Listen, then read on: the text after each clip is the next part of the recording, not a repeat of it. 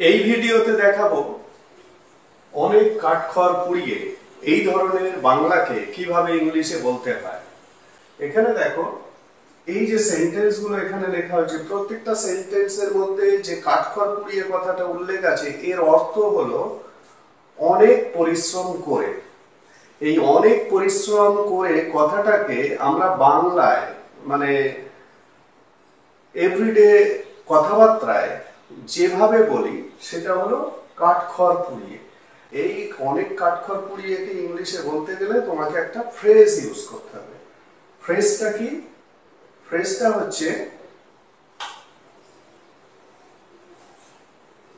হলো take a lot of doing. এই ফ্রেজটাকে ইউজ করতে হবে, take a lot of doing. ঠিক আছে, এইটাকে ইউজ করতে পারলেই এই ধরনের যে সেন্টেন্স সেগুলোকে তোমরা করতে পারবে। বাকি যেগুলো আছে, এসেছি, শিখেছিল, জেনেছি, পেয়েছে, জোগাড় করলো, এগুলো তো টেন্স ওয়াইজ হবে, মানে টাইমিং অফ দ্য সেন্টেন্স যেভাবে আছে সেই অনুযায়ী, সেই নিয়ম অনুযায়ী হবে।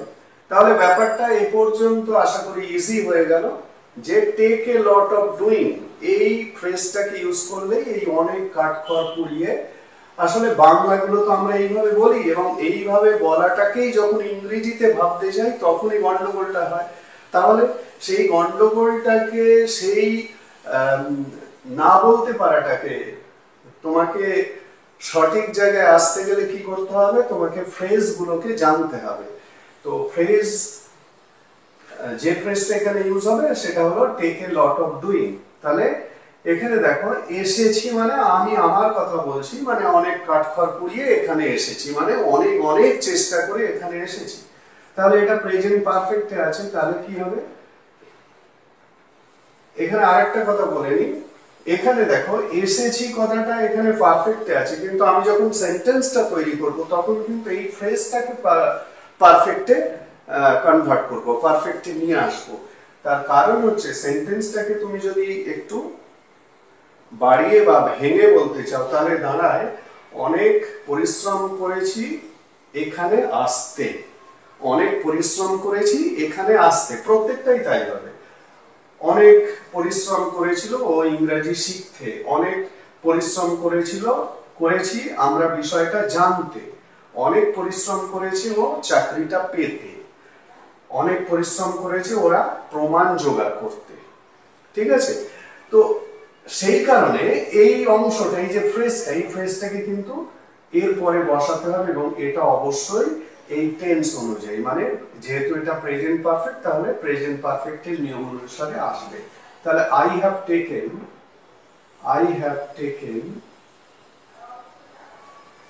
Taken a lot of doing.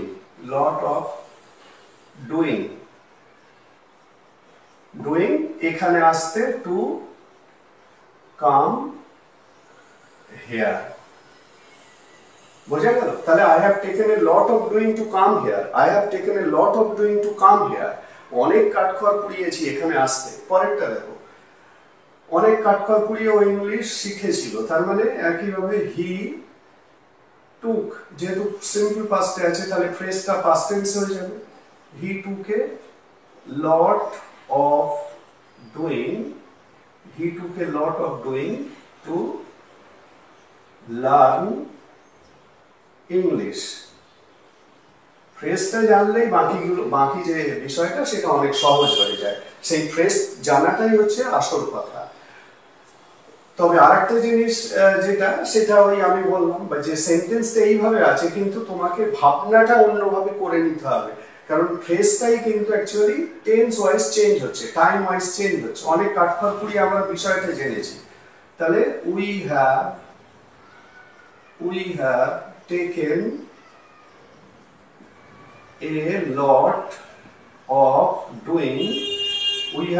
a lot of doing to know the matter।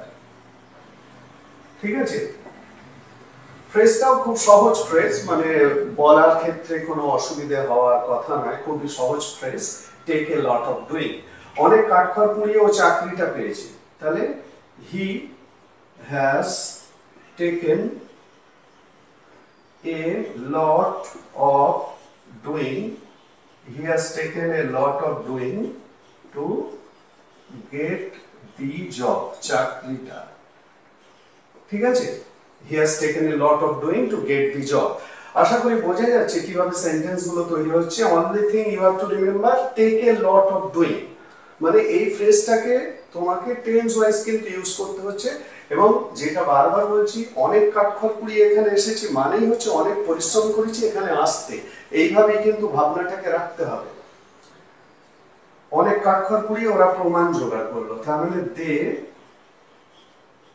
took a lot of doing to collect evidence। ঠিক আছে, তাহলে এখানে যে 5টা সেন্টেন্স আমি দেখালাম, এবং 5টা সেন্টেন্স হচ্ছে প্র্যাকটিক্যাল এভরিডে স্পোকেন থেকে নেয়াই এমন এমন বাক্যের প্যাটার্ন, যে কথাগুলো তোমরা সব সময় কোনো না কোনো সময় তোমাদের ডেইলি লাইফে বলছো বা বলো। তো সেই ধরনের কথাগুলোকে কিভাবে ইংলিশে বলবে সেটাই এখানে দেখালাম। সেন্টেন্স গুলো তৈরির সময় কিন্তু এই টেক এ লট অফ ডুইংটাই কিন্তু চেঞ্জ হবে অ্যাকর্ডিং টু টেন্স, এইটা মাথায় রাখবে। কারণ সেন্টেন্স গুলোর মধ্যে তোমাকে এইভাবে ভাবতে হবে যে আমি অনেক পরিশ্রম করেছি বিষয়টা জানতে, ইংলিশ শিখতে, চাকরিটা পেতে, প্রমাণ জোগাড় করতে, এরকম। সেই কারণেই দেখো প্রত্যেক ক্ষেত্রেই আমরা এই যে to come, to learn, to know, to get, to collect, এই যে ইনফিনিটিভ গুলো আসছে ঠিক সেই কারণে। ক্লিয়ার? তাহলে আশা করি এই ভিডিও থেকে তোমরা অনেক কাঠখড় পুড়িয়ে এই ধরনের এক্সপ্রেশনকে কিভাবে ইংলিশে বলতে হয় সেটা শিখবে।